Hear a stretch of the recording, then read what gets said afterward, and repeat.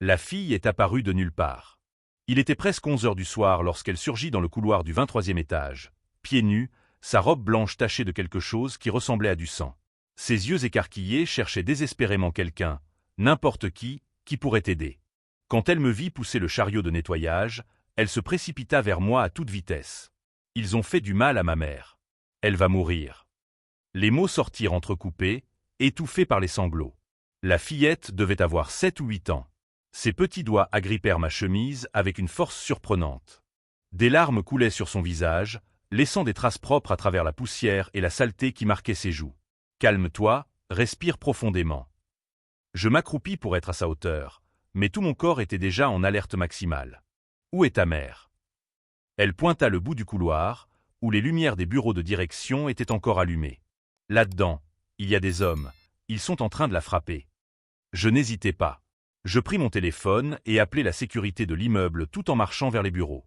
La fillette serra ma main si fort que je sentis ses ongles s'enfoncer dans ma peau. « Tu dois rester ici, d'accord ?»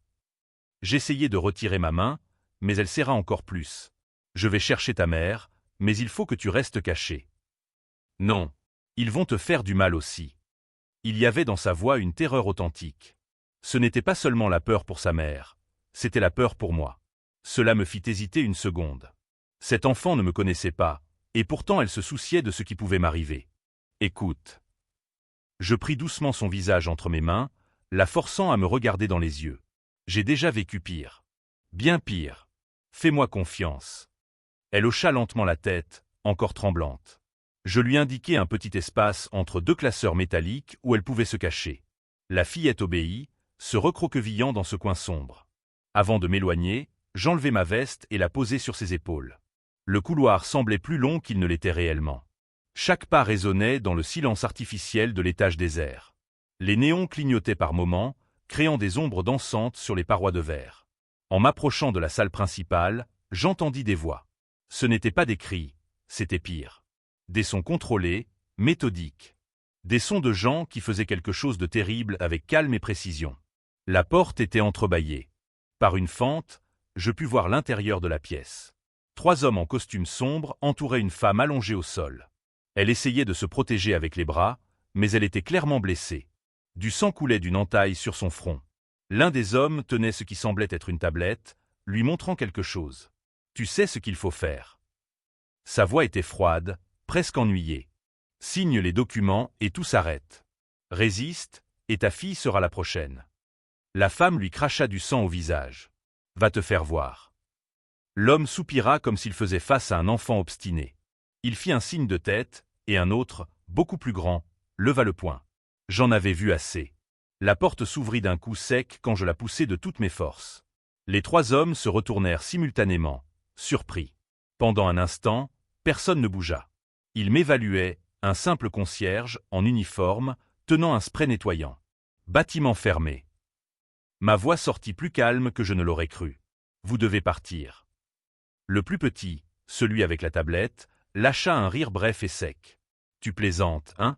Retourne à ton chariot avant de te blesser. Dernière chance.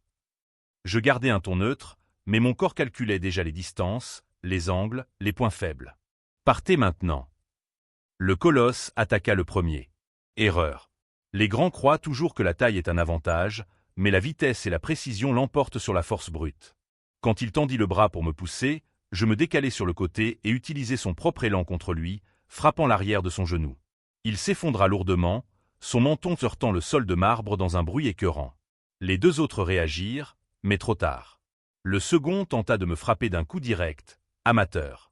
Je bloquai avec l'avant-bras et frappai sa gorge avec la paume. Il recula, suffocant, les mains au cou. Le 3e était plus malin. Il recula et sortit quelque chose de sa ceinture. Une arme. Tout changea. Pas un geste. Il pointa le pistolet droit sur moi, ses mains tremblant légèrement. Nerveux. Dangereux. Ne bouge pas. Je levai lentement les mains, mais mes yeux cartographiaient déjà la pièce. La femme au sol était consciente, observant la scène avec un mélange de choc et de reconnaissance.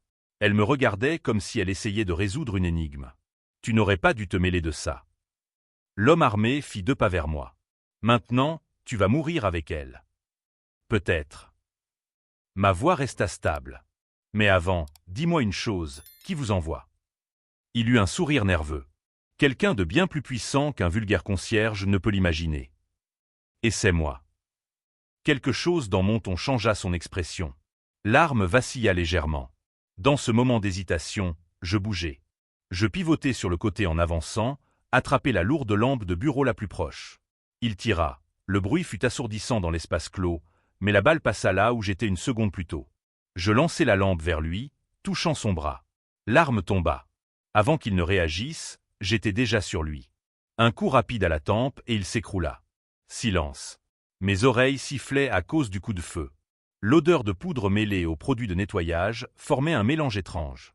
Les 3 hommes étaient au sol, inconscients ou neutralisés. L'adrénaline pulsait encore dans mes veines, mais je forçais mon corps à se calmer. Je pris une profonde inspiration et me tournai vers la femme. Elle me fixait, les yeux écarquillés. Ce n'était pas de la peur, c'était autre chose. De la reconnaissance, cette fois certaine. Toi. Sa voix était faible. Tu n'es pas un simple concierge. J'ignorai le commentaire et m'agenouillai à ses côtés. Tu peux te relever. Elle hocha la tête, mais en essayant de se redresser sur le coude, elle gémit de douleur. Côte cassée, probablement. J'examinai rapidement ses blessures. Rien de mortel en apparence, mais elle avait besoin de soins urgents. Ta fille est en sécurité, dis-je avant qu'elle ne demande. Cachée dans le couloir. Je vais la chercher maintenant. Quelque chose changea sur son visage quand je mentionnai la fillette. Les larmes jaillirent soudain, silencieuses mais intenses. Merci. Le mot sortit comme un souffle brisé. Merci d'avoir sauvé ma fille, de nous avoir sauvés toutes les deux. Je plaçai ma veste pliée sous sa tête en guise d'oreiller improvisé. Nous ne sommes pas encore en sécurité. La sécurité devrait arriver, mais je ne sais pas si ces types étaient seuls. Elle attrapa mon poignet avec une force surprenante. Ils n'étaient pas seuls. Ils ne viennent jamais seuls. Ses yeux cherchèrent les miens, urgents. Tu dois nous sortir d'ici. Tout de suite. Avant que d'autres n'arrivent. La police. La police ne servira à rien. Elle tenta de s'asseoir, la douleur déformant son visage. Tu ne comprends pas qui est derrière tout ça. Qui a envoyé ces hommes. Ils contrôlent les gens. Ils achètent les gens. Si on reste ici, on est morte. Il y avait dans sa voix une conviction absolue. Ce n'était pas de la paranoïa, c'était du savoir. Elle savait exactement de quoi elle parlait. Qui es-tu? Demandai-je enfin. Quelqu'un qui a commis l'erreur de dire non à la mauvaise personne. Elle inspira profondément, chaque respiration douloureuse. Et maintenant, cette personne veut ma mort. Un bruit d'ascenseur d'au loin me figea. Quelqu'un montait. Elle l'entendit aussi, et la panique revint dans ses yeux. S'il te plaît. Sa voix n'était plus qu'un fil. Ma fille, ne laisse rien lui arriver. Elle est tout ce que j'ai. J'aurais dû attendre la police. J'aurais dû suivre le protocole. Mais en voyant cette mère blessée implorer pour la vie de son enfant, je sus qu'il n'y avait qu'un seul choix possible. Je vais vous sortir d'ici. La décision était prise. Mais il va falloir me faire entièrement confiance. Elle hocha la tête, et dans ce simple geste, un accord silencieux fut scellé. Je retournai dans le couloir chercher la fillette. Elle était encore blottie entre les classeurs, serrant ma veste contre elle. Quand elle me vit, ses yeux s'illuminèrent d'espoir et de peur mêlée. Maman. Elle est vivante. Allons la rejoindre. La fillette courut avant que je puisse l'en empêcher. En voyant sa mère au sol, couverte de sang, elle poussa un cri qui brisa quelque chose en moi. Elle se jeta dans ses bras, que la femme referma autour d'elle malgré la douleur. Tout va bien, mon amour. La mère embrassait le sommet de sa tête encore et encore. Tout va bien maintenant. Mais ce n'était pas vrai. Et nous le savions tous. Le bruit de l'ascenseur se rapprochait. Nous n'avions plus beaucoup de temps. On peut sortir par l'escalier de secours. Dis-je en l'aidant à se relever. Ma voiture est au sous-sol. Je vais vous emmener dans un endroit sûr. La fillette me regarda alors, les yeux encore rouges, mais avec une détermination qui n'aurait pas dû exister chez quelqu'un d'aussi jeune. Tu vas vraiment nous aider? Même sans nous connaître. La question était simple, mais lourde de sens. Pourquoi faisais-je cela? Pourquoi risquais-je ma vie pour 2 inconnus? La réponse vint plus facilement que je ne l'aurais cru. Parce que c'est la bonne chose à faire. Et à ce moment-là, tandis que je soutenais une PDG blessée et sa fille terrifiée, avec des tueurs probablement en route, je compris que je venais de franchir une ligne. Ma vie tranquille, ma routine paisible. Tout cela s'était terminé la seconde où j'avais décidé d'intervenir. Mais en regardant cette fillette courageuse qui avait couru chercher de l'aide, qui avait fait confiance à un inconnu pour sauver sa mère, je sus que je ne le regretterais pas. La porte de l'escalier de secours s'ouvrit dans un déclic métallique. Le couloir derrière nous résonna du bruit de voix approchantes. Je ne regardai pas en arrière. Je serrai simplement les deux mains et commençai à descendre, une marche après l'autre, vers un avenir totalement incertain. Si tu suis cette histoire et veux savoir comment tout cela va se terminer, n'oublie pas de t'abonner à la chaîne. Parce que ce qui arrive va surprendre même ceux qui pensent avoir déjà tout vu. Mon appartement se trouvait à 20 minutes du centre-ville, dans un quartier où personne ne posait de questions. Il était petit, simple, mais il était à moi. Et maintenant il abritait deux personnes que je connaissais à peine. La femme était assise sur le canapé pendant que je nettoyais la coupure à son front. Elle tressaillait à chaque toucher, mais ne se plaignait pas. La fillette était à côté d'elle, serrant sa main, les yeux fixés sur chacun de mes gestes. Il faudra des points de suture. J'examinai la blessure avec soin. Mais pour l'instant, ça tiendra. Tu t'y connais. Ce n'était pas une question. Elle me regardait avec une intensité perturbante. Tu es médecin? J'ai été beaucoup de choses. J'appliquai le dernier pansement et m'écartai. Maintenant je suis concierge. Les concierges ne se battent pas comme ça. Elle insista. Ils ne neutralisent pas trois hommes armés en moins d'une minute. Je rangeai la trousse de secours sans répondre. Je ne voulais pas aborder ce sujet. Pas avec elle, pas avec qui que ce soit. Cette partie de ma vie était terminée depuis longtemps. Comment tu t'appelles? Demandai-je, changeant de sujet. Elle hésita, comme si même son nom était une information dangereuse à partager. Victoria. Et voici Emma. La fillette fit un signe timide de la main. Même après tout ça, il y avait encore de la douceur dans ce geste. Les enfants ont une capacité incroyable à garder l'espoir même quand le monde s'écroule autour d'eux. Tu dois me dire ce qui se passe. Je m'installai sur la chaise en face, en gardant mes distances. Qui étaient ces hommes? Pourquoi ont-ils essayé de te blesser? Victoria regarda Emma, puis moi. Le combat intérieur se lisait sur son visage. Faire confiance ou pas? Tout révéler ou se taire? Je suis PDG d'une entreprise technologique. Elle commença lentement. Nous avons développé un système de sécurité numérique qui vaut des milliards. Il y a 3 mois, un homme m'a fait une offre. Il voulait racheter ma boîte pour une fraction de sa valeur. Quand j'ai refusé, il m'a dit que je le regretterais.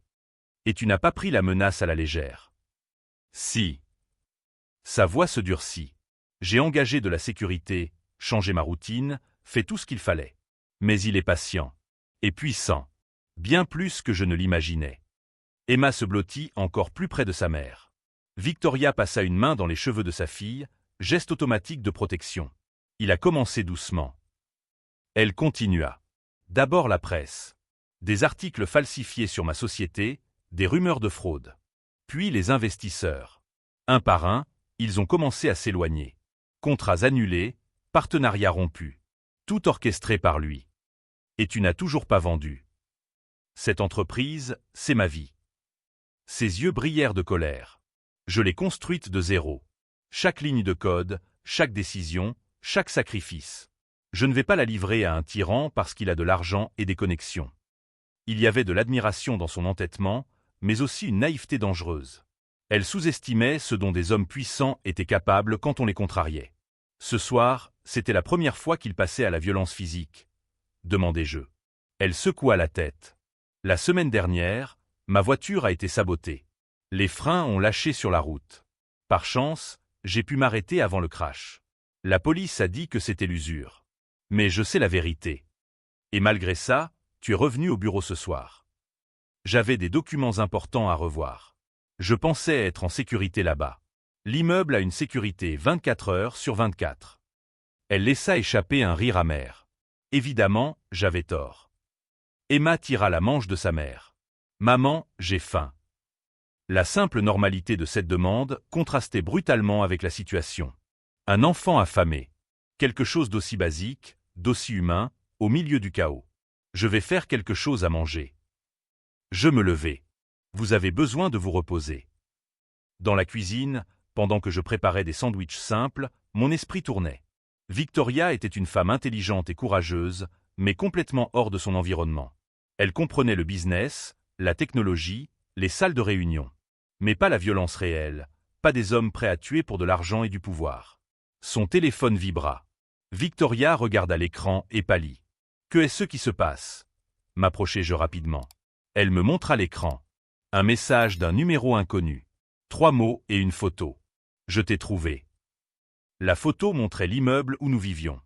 Prise quelques minutes plus tôt, à en juger par l'éclairage. Comment? Victoria se leva en titubant, la douleur oubliée devant la terreur. Comment a-t-il pu nous retrouver si vite? J'analysai la situation avec le sang-froid que j'avais appris des années auparavant. Ton portable. Ils doivent te traquer. Je pris l'appareil de sa main et retirai la batterie. Trop tard. Il savait déjà où nous étions. Il faut qu'on parte. Maintenant. Oh. La voix de Victoria frôlait la panique. Il a des ressources infinies. Il peut nous retrouver n'importe où. Elle avait raison. Un homme avec suffisamment d'argent et de connexions pour corrompre des vigiles, acheter des informateurs et engager des assassins ne serait pas arrêté par un simple changement d'adresse. Mais j'avais quelque chose qu'il n'attendait pas. Du savoir. De l'entraînement. Et, plus important, un endroit que personne ne connaissait. Je connais un lieu. Je commençais à rassembler des fournitures basiques, eau, nourriture non périssable, trousse médicale. Dans les montagnes. Isolé. Personne ne nous y trouvera. Tu as une maison cachée dans les montagnes. Victoria me regardait comme si j'étais une équation impossible à résoudre. J'ai beaucoup de choses que tu ignores. Je lançai un sac à dos vers elle. Prends l'essentiel. On a 5 minutes avant de partir. Emma observait tout, les yeux écarquillés. On va faire du camping. L'innocence de cette question me fit presque sourire. Pour elle, ça pouvait encore être une aventure. Les enfants ont cette capacité à trouver de l'émerveillement même dans le danger. Un peu comme ça. Je me mis à sa hauteur. Ce sera comme dans les histoires d'aventure. Nous sommes les héros qui fuient les méchants. Ça a l'air amusant? Elle hocha la tête, un petit sourire apparaissant sur son visage. Au moins l'un d'entre nous gardait espoir. Victoria termina de préparer son sac et me regarda. Pourquoi tu fais ça? Tu ne nous connais pas. Tu ne nous dois rien. Tu risques ta vie pour 2 inconnus. C'était la 2e fois que quelqu'un me posait cette question dans la nuit. Et, comme la première fois, la réponse vint naturellement. J'ai vu trop de gens mourir parce que personne n'a voulu aider. Je ne laisserai pas ça arriver encore. Pas si je peux l'éviter. Quelque chose changea dans son regard. Ce n'était pas de la gratitude, c'était plus profond. C'était la reconnaissance d'avoir enfin trouvé un allié véritable après avoir tant lutté seul. Qui étais-tu avant d'être concierge? Demanda-t-elle doucement. Quelqu'un qui faisait des choses mauvaises pour les bonnes raisons. Je pris les clés de la voiture. Maintenant, partons. Chaque seconde compte. Nous descendîmes par l'arrière de l'immeuble, évitant l'entrée principale. Ma voiture était vieille, discrète, rien qui attire l'attention. Exactement ce qu'il nous fallait. Victoria s'assit sur la banquette arrière avec Emma, gardant sa fille près d'elle. Dans le rétroviseur, je vis la fillette enfin se détendre, la fatigue l'emportant sur la peur. Elle s'endormit la tête sur les genoux de sa mère. Elle est forte, commentai-je en conduisant. Plus que beaucoup d'adultes que j'ai rencontrés. Elle a dû l'être. Victoria caressait les cheveux de sa fille. Depuis la mort de son père, il y a 3 ans, nous n'avons été que toutes les 2. Elle a vite appris que la vie n'est pas juste. Et pourtant, elle garde ce sourire. Cet espoir. Comment est-il mort? Accident de voiture. Sa voix devint lointaine. Du moins, c'est ce qu'on a dit. Maintenant, après tout ça, je n'en suis plus si sûr. L'implication plana dans l'air comme une fumée toxique. Si l'homme qui la traquait était capable d'orchestrer tout cela, il aurait pu liquider son mari il y a des années. Tu penses qu'il... Je ne sais pas, Victoria m'interrompit. Et peut-être que c'est mieux ainsi. Si je commence à y penser, je vais devenir folle. Nous roulâmes en silence pendant un moment. La ville s'effaçait, remplacée par des routes désertes et l'obscurité. Seuls nos phares découpaient la nuit. Qui est-il? Demandai-je enfin. L'homme derrière tout ça. Victoria inspira profondément. Theodore Crane. Un des hommes les plus riches du pays. Magnat de la finance. Philanthrope en public. Prédateur en privé. Le nom ne m'était pas familier, mais le type oui. Des hommes comme Theodore Crane existent dans tous les secteurs, dans tous les pays. Des gens qui accumulent le pouvoir comme d'autres collectionnent l'art, avec obsession, sans limite, sans se soucier du coût humain. Ils collectionnent des entreprises. Victoria continua. Mais pas de manière normale. Il détruit d'abord les propriétaires. Les brise psychologiquement, financièrement, socialement. Et quand ils sont au fond du gouffre, il propose d'acheter ce qui reste pour une bouchée de pain. C'est un jeu pour lui. Un hobby malade. Et toi, tu as refusé de jouer. Je refusais d'être une autre victime. Ses yeux croisèrent les miens dans le rétroviseur. Mais maintenant je réalise que j'ai sous-estimé jusqu'où il irait. J'ai mis ma fille en danger par orgueil. Ce n'était pas de l'orgueil, corrigeai-je. C'était un principe. Il y a une différence. Les principes ne protègent pas ma fille des balles. Je n'avais pas de réponse à ça. Elle avait raison. Dans un affrontement entre idéaux et violence, la violence l'emporte souvent. La route commença à monter. Des arbres denses bordaient les deux côtés, formant un tunnel naturel.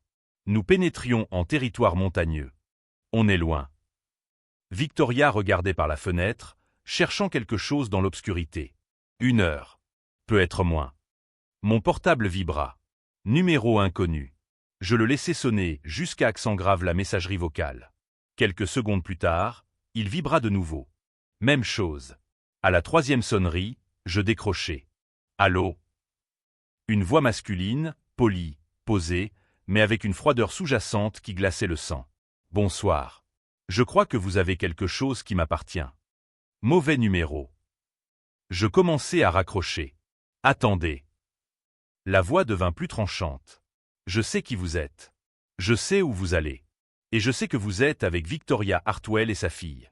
Maintenant, parlons comme des adultes civilisés, ou préférez-vous que j'envoie des gens moins diplomates? Victoria me regardait avec un effroi croissant. Elle n'entendait pas la conversation, mais mon expression devait tout dire. Théodore Crane nous avait retrouvés, encore une fois. Et cette fois, il prenait contact directement. « Qui êtes-vous » demandai-je, gardant la voix ferme. Je n'allais pas lui donner la satisfaction de percevoir la moindre peur. « Ah, je suppose que vous savez déjà. » Théodore Crane semblait presque amusé. « La vraie question est, qui êtes-vous » Un concierge qui se bat comme un opératif militaire. Intéressant. Je raccrochai sans répondre. Victoria me regardait dans le rétroviseur, le visage pâle. C'était lui. Oui. Comment a-t-il obtenu ton numéro? Bonne question. Mon portable était enregistré sous un faux nom, acheté en liquide. Il ne devrait pas être traçable. Mais des hommes comme Crane avaient des ressources qui dépassaient l'ordinaire. S'ils voulaient des informations, ils les achetaient. Aussi simple que ça. Je retirai aussi la batterie de mon portable et jetai les deux par la fenêtre. Victoria se recroquevilla en entendant l'impact sur la route. Maintenant, nous sommes complètement isolés, murmura-t-elle. Exactement comme il faut. La cabane apparut après que nous ayons monté un sentier étroit à peine digne d'être appelé route. Elle était petite, construite en bois sombre qui se fondait dans la forêt environnante. Petite fenêtre, porte renforcée, toit couvert de mousse. Elle semblait abandonnée. C'était exactement l'intention. Tu habites vraiment ici? Victoria regardait autour d'elle, incrédule, pendant que je déverrouillais la porte. J'ai habité ici. Il y a longtemps. Je poussai la porte, l'odeur de vieux bois et de terre m'accueillant. Maintenant, c'est juste un refuge. Pour les urgences. L'intérieur était spartiate. Un lit, une table, 2 chaises. Des étagères avec des provisions en conserve. Un poêle à bois dans un coin. Pas d'électricité, pas d'eau courante. L'eau venait d'un puits à l'arrière. Emma se réveilla lorsque Victoria la porta à l'intérieur. Elle cligna des yeux, confuse, regardant autour. Où sommes-nous? Dans un endroit sûr. Victoria la posa sur le lit. Essaie de dormir encore un peu, ma chérie. Mais Emma était totalement éveillée maintenant. Ses yeux exploraient chaque recoin de la cabane avec curiosité enfantine. C'est comme une maison de contes de fées. Comme le petit chaperon rouge. Espérons sans le loup, murmurai-je en vérifiant les fenêtres, m'assurant que les planches de renfort étaient intactes. Victoria me regardait avec cette expression analytique qu'elle devait utiliser en réunion d'affaires. Tu as été soldat. Ce n'était pas une question. Elle avait assemblé les pièces. Oui. Quel type? Le type qui effectuait des missions que le gouvernement nierait si quelque chose tournait mal. J'allumai la lampe à huile, la lumière jaune remplissant l'espace. Après un certain temps, j'ai réalisé que je ne faisais qu'échanger un type de violence contre un autre. Alors je suis parti. Et tu es devenu concierge. Et je suis devenu concierge. Je commençais à organiser les provisions. Travail honnête. Routine prévisible. Personne ne cherchant à me tuer. Ça semblait un bon changement. Jusqu'à aujourd'hui. Jusqu'à aujourd'hui. Acquiesçai-je. Emma s'approcha timidement. Tu as tué des gens? Quand tu étais soldat. Victoria commença à la réprimander, mais je levai la main. La fille méritait de l'honnêteté, pas des mensonges réconfortants. Oui, j'ai tué. Des gens mauvais. Parfois. D'autres fois, juste des gens de l'autre côté d'une ligne imaginaire que quelqu'un a tracée sur une carte. Je m'assis sur la chaise pour me mettre à sa hauteur. La guerre n'est pas aussi simple que dans les films. Il n'est pas toujours facile de savoir qui sont les gentils. Emma réfléchit sérieusement. Mais aujourd'hui, tu nous as sauvés. Ça fait de toi un gentil. La simplicité de cette logique enfantine était réconfortante. Si seulement le monde fonctionnait ainsi. J'espère bien, petite. Victoria prépara un repas simple avec les conserves trouvées. Haricots, maïs, quelque chose qu'on pouvait généreusement appeler un ragoût. Pas luxueux, mais de la nourriture. Nous mangeâmes en silence, la fatigue nous atteignant enfin. Après qu'Emma se soit endormie sur le lit, Victoria et moi restâmes éveillés, assis à la table. La lumière de la lampe créait des ombres dansantes sur les murs en bois. « Combien de temps pouvons-nous rester ici » demanda-t-elle doucement pour ne pas réveiller sa fille. Assez de temps pour réfléchir à un plan. J'étudiai la carte que je gardais dans un tiroir. Crâne peut avoir des ressources, mais ici c'est le territoire sauvage. Pas de réseau mobile, pas de caméra, pas de témoins. Il ne peut pas simplement envahir avec une armée. Tu ne connais pas Théodore Crâne. Victoria secoua la tête. Il n'a pas besoin d'armée. Il a pire. La patience. Il peut attendre. Il peut encercler. Il peut étouffer lentement. Alors nous n'attendons pas. Nous attaquons d'abord. Elle me regarda comme si j'avais perdu la raison. Attaquer? Il a des gardes, des avocats, des connexions politiques. Que pouvons-nous faire? Exposer. La seule arme contre des hommes comme lui est la vérité publique. Je me penchai sur la table. Tu as dit que ta société a une technologie de sécurité numérique. Je suppose que tu as des sauvegardes, des preuves, des enregistrements de tout ce qu'il a fait. Oui.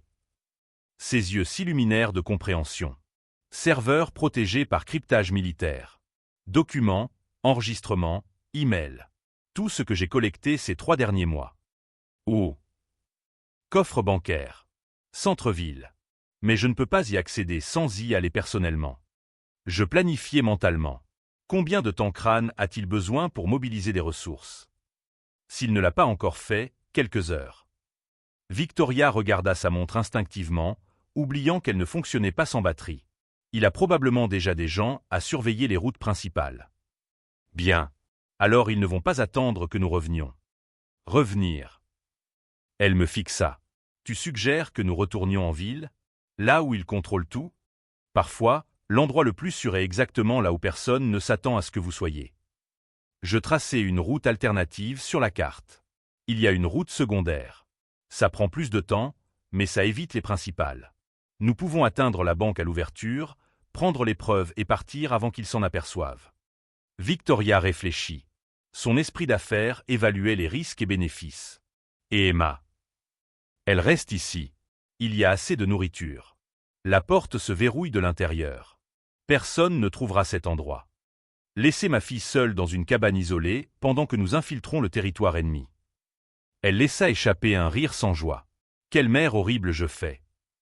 Tu es une mère qui fait ce qui est nécessaire pour la protéger à long terme. Je me levai. Se cacher ne fonctionne que si Crâne abandonne. Et tu l'as toi-même dit, il n'abandonne pas. Alors nous devons le détruire avant qu'il ne te détruise. Elle resta silencieuse un long moment, regardant sa fille endormie. Lorsqu'elle se tourna de nouveau vers moi, il y avait de la détermination sur son visage. Très bien. Nous ferons à ta manière. Mais si quelque chose tourne mal, ça ne tournera pas mal. Interrompis-je. J'ai appris il y a longtemps que les missions échouent quand on planifie pour l'échec. Planifie pour le succès. Exécute avec précision. Adapte-toi si nécessaire. Tu crois vraiment que nous pouvons gagner?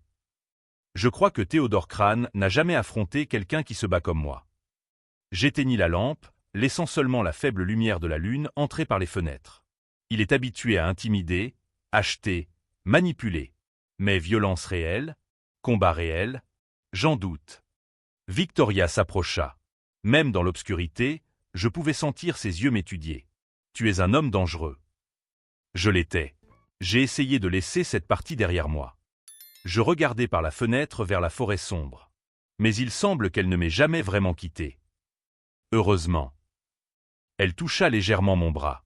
Parce que maintenant, nous avons besoin de cet homme dangereux. Nous avons besoin qu'il fasse ce qu'il fait de mieux. Il y avait quelque chose de troublant dans la facilité avec laquelle je replongeais dans de vieilles habitudes. Le calcul froid. La planification tactique. La disposition à faire ce qui est nécessaire. J'avais passé des années à enterrer ce côté de moi, mais une seule nuit l'a ramené à la surface. Repose-toi, dis-je à Victoria. Nous partons avant l'aube. Tu auras besoin d'énergie. Elle obéit, se couchant à côté de sa fille. Je restai éveillé, assis près de la fenêtre, observant. Les vieux instincts de sentinelle revenaient automatiquement. Les heures passèrent lentement. La forêt avait ses propres sons nocturnes, feuilles bruissant, animaux se déplaçant, vent sifflant entre les troncs. Rien d'anormal. Personne ne nous avait suivis. Pas encore. Peu avant l'aube, je réveillai Victoria. Elle se leva silencieusement, embrassa le front d'Emma et écrivit un simple mot pour la fillette au cas où elle se réveillerait. Nous revenons vite. Reste enfermé. Je t'aime. Je laissai à Emma de l'eau, de la nourriture et des instructions claires de ne pas ouvrir la porte à quiconque d'autre que nous. Elle dormait encore, inconsciente du danger, protégée par l'innocence de l'enfance. La route secondaire était pire que je ne m'en souvenais. Nid de poules, pierres lâches, section presque impraticable. Mais elle était déserte, et cela valait plus que le confort. Victoria était tendue à mes côtés. Comment sais-tu que ça va marcher? Je ne sais pas, admis-je. Mais j'ai appris qu'une action imparfaite vaut mieux qu'une paralysie parfaite. Faire quelque chose, même avec des risques, vaut mieux que de ne rien faire. Philosophie de guerre. Philosophie de survie. Lorsque nous atteignîmes la périphérie de la ville, le soleil se levait. Les lumières commençaient à s'allumer. Le monde se réveillait pour une journée normale. Les gens allaient au travail, les enfants à l'école, la vie suivait son cours. Pour elle, ce n'était qu'un mardi. Pour nous, c'était le jour qui déciderait si nous vivions ou mourions. Je me garai 3 pâtés de maison avant la banque. Nous marchâmes le reste du chemin, casquette tirée, Victoria portant des lunettes de soleil empruntées, essayant de rester invisible dans la foule matinale. La banque ouvrit à 8 heures. Nous étions les premiers clients. Victoria s'approcha du directeur, présenta ses papiers, demanda l'accès au coffre. Procédure standard. Rien de suspect. Juste une cliente de plus accédant à ses biens. Mais pendant que nous attendions, je remarquai quelque chose. Un homme dans un coin, faisant semblant de lire le journal. Un autre dehors, parlant au téléphone mais regardant constamment l'entrée. Ils étaient déjà là. Crane avait anticipé notre mouvement. « Victoria », dis-je à voix basse, sans bouger les lèvres. « Quand tu auras les documents, sors par la porte latérale. Ne te retourne pas. » Elle comprit immédiatement. Des années à diriger une entreprise lui avaient appris à lire les situations tendues. Ses épaules se raidirent, mais son visage resta neutre. Le directeur revint, lui tendant une boîte métallique scellée. Victoria signa les papiers d'une main ferme, glissa la boîte dans un sac isotherme qu'elle avait apporté et se tourna pour partir. À ce moment-là, l'homme au journal se leva. Mais j'étais déjà en mouvement. Je l'interceptai avant qu'il ne puisse atteindre Victoria, le plaquant contre le mur avec assez de force pour lui couper le souffle. Les agents de sécurité de la banque réagirent, mais je levai les mains, montrant que j'étais désarmé. Désolé. J'ai cru que c'était quelqu'un qui me devait de l'argent. Je souris d'un air contrit. Erreur de ma part. L'homme me fusilla du regard, mais ne pouvait rien faire ici, pas avec des témoins et des caméras. Il recula, murmurant quelque chose dans un communicateur caché. Victoria avait déjà disparu par la sortie latérale. Je quittai la banque calmement, marchant dans la direction opposée. 2 pâtés de maison plus loin, je tournai dans une ruelle étroite où elle m'attendait, haletante, serrant le sac contre sa poitrine. Je l'ai. Tout est là. Parfait. Maintenant, il faut diffuser tout ça avant que Crane ne nous retrouve. Nous trouvâmes un café avec des ordinateurs publics. Victoria inséra une clé USB de la boîte et se mit à taper frénétiquement, ses doigts volant sur le clavier. « Que fais-tu » demandai-je, en garde près de la fenêtre. « J'envoie des copies aux journalistes, aux agences de régulation, aux commissions parlementaires. » Elle ne clignait même pas des yeux, entièrement concentrée sur l'écran. Documents prouvant des pots de vin, de l'extorsion, des menaces. Des enregistrements d'appels où Crane admet avoir saboté des concurrents. Tout. Combien de temps te faut-il? 10 minutes. Peut-être 15. Je regardais par la fenêtre. Une voiture noire venait de se garer de l'autre côté de la rue. 2 hommes en sortirent, observant méthodiquement les commerces autour. Tu as 5 minutes. Victoria tapa plus vite. La barre de progression montait douloureusement lentement. 60%. 70%. Les hommes s'approchaient du café. On y va.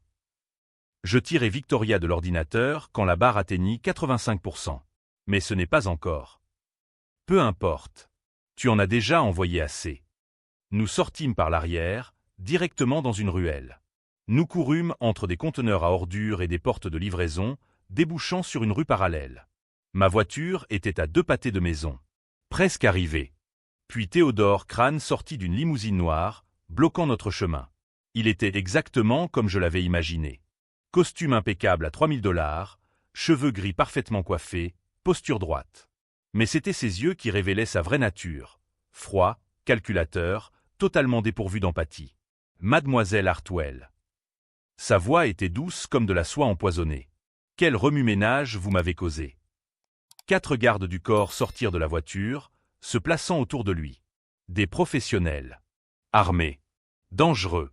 Victoria se redressa, lui faisant face avec la même froideur. Vous avez perdu, Théodore. Les documents ont déjà été envoyés. D'ici la fin de la journée, le monde entier saura quel genre de monstre vous êtes. Il sourit. Ce n'était pas un beau sourire. Vous ne comprenez toujours pas comment fonctionne le pouvoir, n'est-ce pas? Vous croyez que quelques documents vont me détruire? J'ai des avocats qui transforment les crimes en malentendus. J'ai des juges dans ma poche. J'ai des politiciens qui me doivent des faveurs. Vos documents ne sont qu'un désagrément temporaire. Alors pourquoi êtes-vous ici? Lancez-je. Si vous n'avez pas peur, pourquoi venir en personne? Ses yeux glissèrent vers moi, m'évaluant. Ah oui. Le concierge héros. Vous êtes le véritable mystère de cette histoire. Qui êtes-vous vraiment? Quelqu'un qui ne vous laissera pas leur faire de mal. Admirable. Mais futile. Crane fit un geste et ses gardes avancèrent. Emmenez la femme. Tuez-le. Victoria cria quand des mains l'attrapèrent. J'étais déjà en action, neutralisant le premier garde d'un coup à la gorge, désarmant le second d'un mouvement rapide qui lui déboîta l'épaule. Mais ils étaient nombreux. Et bien entraînés. L'un d'eux me toucha avec un bâton électrique. La douleur explosa dans tout mon corps, mes muscles se contractant violemment. Je tombai à genoux, luttant pour rester conscient. Pathétique. Crane s'approcha, me regardant de haut. Vous avez vraiment cru qu'un soldat à la retraite pouvait m'arrêter? J'ai bâti des empires pendant que vous jouiez à la guerre. À travers le brouillard de la douleur, je vis Victoria se débattre, essayant de se libérer. Nos regards se croisèrent. J'y vis du désespoir, mais aussi autre chose. De la détermination. De la rage. Puis j'entendis des sirènes. Beaucoup de sirènes. Crane se figea. Ses gardes échangèrent des regards inquiets. Des voitures de police tournèrent au coin, bloquant les 2 extrémités de la rue. Il n'y en avait pas 3 ou 4. Des dizaines. Des agents fédéraux aussi, reconnaissables à leurs gilets. Une femme en costume sortit de la voiture de tête, son insigne brillant au soleil. Théodore Crane, vous êtes en état d'arrestation pour extorsion, tentative d'homicide, conspiration et corruption de fonctionnaires publics. Le visage de Crane perdit toute couleur. Pour la première fois, je vis une peur authentique dans ses yeux. C'est ridicule. Vous ne pouvez pas. Nous le pouvons, et nous le ferons. L'agente fit un signe et d'autres policiers avancèrent, menottes prêtes. Les documents que mademoiselle Hartwell a envoyés sont arrivés au FBI il y a 10 minutes. Y compris des preuves que vous avez soudoyé un sénateur fédéral. Cela nous donne pleine juridiction. Victoria fut libérée. Elle courut vers moi, m'aidant à me relever. Mes muscles tremblaient encore du choc électrique, mais je pus tenir debout. Comment? Murmurai-je. J'ai ajouté le FBI à la liste des envois à la dernière seconde. Elle sourit à travers ses larmes. Tu m'as donné 5 minutes. Je n'en ai eu besoin que de 4. Crane fut traîné vers la voiture de police, criant à propos d'avocats et de droit. Mais ses mots sonnaient creux. L'empire qu'il avait construit sur le mensonge et la violence s'effondrait autour de lui. Un des agents s'approcha de nous. Vous allez devoir témoigner. Mais pour l'instant, vous êtes en sécurité. Ma fille. Victoria lui saisit le bras. J'ai laissé ma fille seule dans une cabane. Il faut aller la chercher. Maintenant. L'agent hocha la tête. Nous vous escorterons. Où est-ce? Je donnai les coordonnées. 2 voitures de police nous accompagnèrent jusqu'aux montagnes. Le trajet qui avait pris des heures de nuit passa rapidement à la lumière du jour, sirène ouvrant la voie. Lorsque nous arrivâmes à la cabane, Victoria sauta de la voiture avant même qu'elle ne s'arrête complètement. Elle entra en trombe, criant le nom de sa fille. Emma. Emma, où es-tu? La petite sortit de la chambre, se frottant les yeux encore ensommeillés. Maman, tu es revenue. Elles s'enlacèrent avec force, Victoria sanglotant ouvertement maintenant que le danger était passé. Emma la réconfortait en lui tapotant le dos, inversant un instant les rôles de mère et fille. Tout va bien maintenant, maman. Le gentil a sauvé tout le monde. Victoria leva les yeux vers moi par-dessus l'épaule de sa fille. Ses lèvres formèrent un silencieux merci, qui valait plus que n'importe quelle parole. L'agent fédéral s'approcha de moi. À voir vos mouvements tout à l'heure, je dirais que vous avez une formation militaire. Rangers. Il y a longtemps. Vous avez pensé à revenir? On a toujours besoin de gens avec vos compétences. Je regardais Victoria et Emma, encore enlacées, enfin en sécurité. Non. Cette vie est finie. Maintenant, je veux juste la paix. Eh bien, ce que vous avez fait aujourd'hui a sauvé des vies. C'est un service aussi. Il me tendit la main. Merci. Je la serrai, sentant le poids des dernières 24 heures enfin retomber. Une fatigue absolue m'envahit. Victoria s'approcha avec Emma. La fillette me prit soudain dans ses bras, me serrant fort. « Tu es mon héros », murmura-t-elle contre ma chemise. Quelque chose en moi, quelque chose de durci depuis des années, commença à s'adoucir. Je caressai doucement ses cheveux. « Toi aussi, tu es très courageuse. Tu es partie chercher de l'aide quand ta mère en avait besoin. Ça fait de toi une héroïne aussi. » Emma sourit, ce sourire pur que seuls les enfants possèdent. Puis elle s'éloigna, prenant la main de sa mère. « On peut rentrer à la maison maintenant. » Victoria me regarda, incertaine. « On a encore une maison? Crâne peut-être. » Tout ce qu'il a fait est en train d'être annulé pendant qu'on parle. Intervint l'agent. Compte bancaire gelé, ordonnances judiciaires annulées, associés sous enquête. Cela prendra du temps, mais Madame Hartwell, votre vie revient.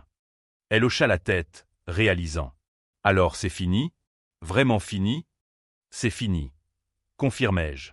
Théodore Crane passera des décennies en prison. Son empire est en ruine. Vous avez gagné. Nous avons gagné, corrigea-t-elle, serrant ma main. Je n'y serais pas arrivé sans vous. Nous restâmes là un moment, 3 survivants d'une tempête qui avait failli nous détruire. Le soleil brillait à travers les arbres, peignant tout d'une lumière dorée. Les oiseaux chantaient. Le monde continuait de tourner. Et nous continuerions avec lui, changés, mais vivants. 3 mois plus tard, j'étais dans le même immeuble où tout avait commencé, poussant le même chariot de nettoyage dans le même couloir. Mais rien n'était vraiment pareil. Les taches de sang avaient été nettoyées depuis longtemps. La salle où j'avais trouvé Victoria en train de se faire tabasser abritait désormais une nouvelle équipe de marketing. La vie en entreprise suivait son cours, indifférente au drame qui s'était déroulé dans ces couloirs. Mais je me souvenais. Chaque pas dans ce couloir ramenait des souvenirs de cette nuit. Tu fais encore ça.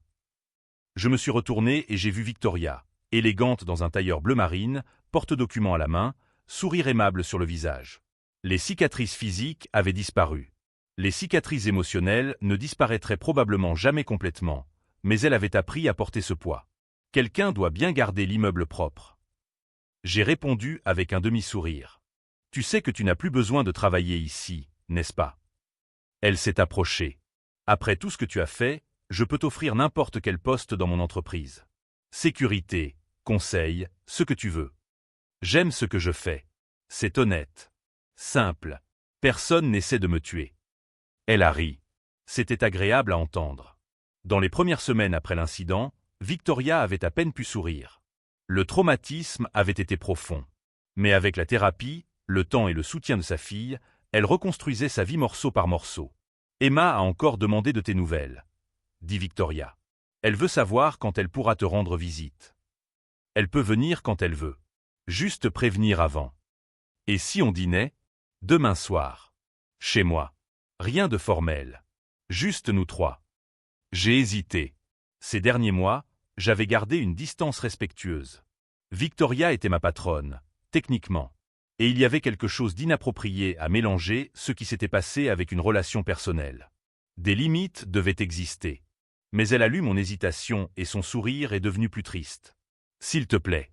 Emma a préparé cette sorte de pâte à modeler pour te montrer. Elle aura le cœur brisé si tu refuses. Comment dire non à ça? D'accord. À quelle heure? 19 heures. Et ne te permets pas de venir en uniforme de travail. Elle m'a taquiné. Mais quelque chose de confortable. Victoria s'est éloignée dans le couloir, ses talons résonnant sur le marbre. Je l'ai regardée partir, ressentant quelque chose d'étrange dans la poitrine. Ce n'était pas de l'amour, pas encore. Mais c'était le début de quelque chose. Une connexion. Une possibilité. Peut-être était-il possible de reconstruire une vie normale après tout. Le lendemain, je me suis arrêté dans une boutique et j'ai acheté des fleurs. Rien d'extravagant, juste un bouquet simple de marguerites.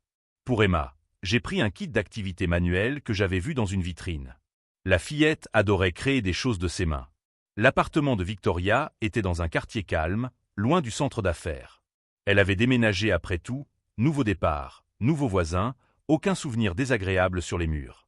Emma a ouvert la porte avant même que je sonne. « Tu es venu. » Elle m'a serré fort dans ses bras, manquant presque de faire tomber les fleurs. Par-dessus sa tête, j'ai vu Victoria dans la cuisine, riant de l'accueil enthousiaste. « Entre, entre. » Emma m'a entraîné à l'intérieur. Je dois tout te montrer. Le salon était couvert de créations en pâte à modeler, animaux, voitures, ce qui semblait être des portraits abstraits de personnes. Emma expliquait chaque pièce en détail, sa voix animée remplissant l'espace. Victoria nous observait depuis la cuisine, préparant le dîner. Il y avait la paix sur son visage. La satisfaction. Elle avait retrouvé l'équilibre. Pendant le dîner, nous parlions de choses normales. Emma racontait l'école, de nouveaux amis, un projet de science sur les volcans. Victoria parlait de l'entreprise, maintenant en pleine croissance après que le scandale Crâne ait apporté une publicité inattendue.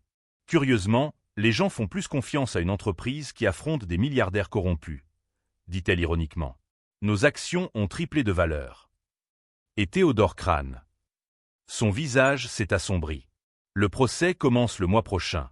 Le procureur a tellement de preuves qu'il ne pourra même pas nier. Il passera probablement le reste de sa vie en prison. Bien. C'était tout ce que j'ai pu dire. Des hommes comme Crâne causaient tant de douleur. Ils méritaient de faire face aux conséquences. Après le dîner, Emma m'a entraîné dans sa chambre pour montrer encore plus de projets. Des dessins couvraient les murs, certains d'elle, d'autres clairement de sa mère, toutes deux traitant le traumatisme par l'art. Un dessin m'a particulièrement frappé. Il montrait 3 personnages se tenant la main. Une femme, une petite fille, un homme. En dessous, en lettres enfantines maladroites, ma nouvelle famille. Tu aimes. Emma était à mes côtés, impatiente. Je l'ai fait en pensant à toi. Quelque chose s'est serré dans ma gorge. C'est magnifique, ma petite. Maman a dit que tu n'as pas de famille, que tu vis seule. Ses yeux m'observaient avec un sérieux enfantin. C'est très triste. Personne ne devrait être seul. Victoria est apparue à la porte, ayant entendu la conversation. Nos regards se sont croisés. Elle n'a rien dit, mais la question était là, non verbalisée. Y avait-il une place pour moi ici, dans cette petite famille reconstruite sur les ruines du traumatisme? Est-ce que j'appartenais à cet endroit? Emma, il est l'heure de dormir. Victoria est entrée, interrompant le moment. Dis bonne nuit. Emma m'a serré fort. Tu reviendras encore. Chaque fois que l'on m'invitera. Alors tu reviendras des millions de fois, parce que je vais t'inviter tous les jours. Après qu'Emma se soit endormie, Victoria m'a accompagné à la porte. Nous sommes restés dans le couloir, la lumière douce de l'appartement créant un cocon autour de nous. Désolé pour Emma. Elle a commencé. Parfois elle parle trop, dit des choses qui... Pas besoin de t'excuser. Elle est une enfant. Elle dit ce qu'elle pense. J'ai regardé l'appartement derrière elle. Et elle n'a pas tort. Je vis seul. J'ai choisi cela après avoir quitté le service. Je pensais que c'était plus sûr de ne me connecter avec personne. Et maintenant? Maintenant, je ne sais plus. J'ai admis. Vous deux avez changé quelque chose en moi. Vous m'avez montré que certaines choses valent la peine d'être défendues. Certaines personnes valent la peine. Victoria a fait un pas de plus. Tu n'as rien besoin de décider aujourd'hui. Ni demain. Mais sache qu'il y aura toujours une place pour toi ici. Si tu veux. Elle s'est penchée et a effleuré ma joue d'un baiser doux. Geste simple, mais chargé de sens. Bonne nuit. Et merci. Pour tout. J'ai conduit de retour à mon appartement sous un ciel étoilé. La ville brillait autour, des millions de vies suivant leur chemin, chacune avec ses batailles et ses victoires. Mon appartement était silencieux à mon entrée. Mais il ne semblait pas aussi vide qu'avant. Quelque chose avait changé. Ou peut-être que c'était moi qui avais changé. Je me suis assis sur le canapé et j'ai pris le téléphone. Il y avait un message de Victoria. Une photo d'Emma endormie, serrant le kit de bricolage que j'avais acheté. En dessous, simplement, elle t'aime. Moi aussi je commence à t'aimer. J'ai regardé ce message longtemps. Une partie de moi voulait encore reculer, garder ses distances, se protéger d'une éventuelle douleur future. 20 ans de service militaire avaient appris que les liens étaient des vulnérabilités. Mais une autre partie, une partie qui grandissait, murmurait autrement. Les liens ne sont pas des faiblesses. Ce sont des raisons d'être fort. Des raisons de se lever le matin. Des raisons de se battre quand tout semble perdu. Victoria et Emma n'avaient pas besoin d'un soldat. Elles avaient besoin d'un homme prêt à être présent. À apparaître. À choisir de rester, jour après jour, même quand c'était difficile. Je pouvais être cet homme. Je commençais à croire que je pouvais. J'ai répondu au message. On se voit demain. La réponse est venue immédiatement. Toujours. Des semaines sont devenues des mois. Les dîners sont devenus une routine. Emma m'appelait maintenant « tonton », et ce titre avait un poids qu'aucune médaille militaire n'avait jamais eu. Victoria et moi nous rapprochions lentement, respectant le temps dont chacun avait besoin pour guérir. Le procès de Théodore Crane s'est déroulé dans un tribunal fédéral bondé. Victoria a témoigné avec courage, détaillant chaque menace, chaque tentative d'intimidation. J'ai moi aussi pris la parole, décrivant la nuit de l'attaque. Crane nous regardait pendant tout le procès. Pas avec colère, mais avec quelque chose de pire, de l'indifférence. Même battu, il ne comprenait pas pourquoi il avait perdu. Pour lui, nous n'étions que des pièces jouées mieux que prévu. Le jury a pris seulement 3 heures pour décider. Coupable de toutes les accusations. Peine, 45 ans sans possibilité de libération conditionnelle. Quand nous sommes sortis du tribunal, Victoria a respiré profondément, comme pour expulser 3 mois de tension accumulée. C'est fini. Vraiment, vraiment fini. Oui. J'ai tenu sa main. Maintenant commence la partie de revivre. Elle a souri, serrant mes doigts. Je crois que j'ai déjà commencé. 6 mois après cette nuit fatidique au 23e étage, j'étais de retour dans le même couloir. Mais cette fois, je ne travaillais pas. Victoria inaugurait un nouveau département de responsabilité d'entreprise, conçu pour aider d'autres entreprises à résister à des prédateurs comme Crane.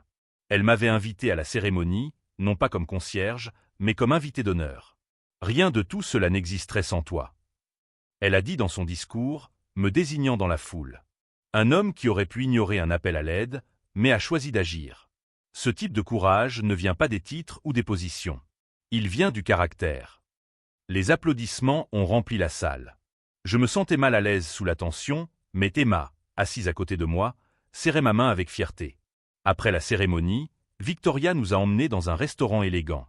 Emma racontait des histoires drôles de l'école, nous faisant rire. Nous étions juste une famille normale, dînant ensemble, partageant la journée. Quand j'ai raccompagné les deux à la maison ce soir-là, Victoria m'a arrêté à la porte. « Merci. » Elle a dit doucement. Pas seulement pour avoir sauvé nos vies, mais pour être resté.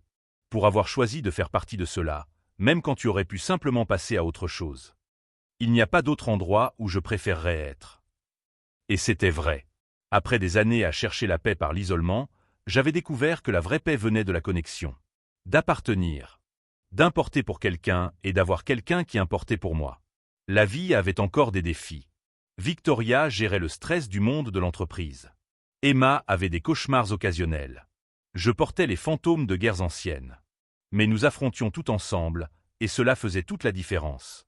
L'histoire avait commencé avec une fillette courant vers un concierge, désespérée pour obtenir de l'aide. Cela aurait pu finir en tragédie. Beaucoup d'histoires se terminent ainsi. Mais celle-ci a eu une fin différente. Parce que quelqu'un a choisi d'agir. Parce que le courage est apparu là où on ne l'attendait pas. Parce que la bonté a triomphé de la cupidité. Et à la fin, Nous avons tous trouvé ce que nous cherchions vraiment. Pas la sécurité parfaite ou la victoire absolue, mais simplement un endroit où appartenir. Si cette histoire vous a touché d'une manière ou d'une autre, n'oubliez pas de vous abonner à la chaîne pour plus d'histoires sur le courage, la rédemption et le pouvoir de choisir de faire ce qui est juste, même lorsque tout semble impossible.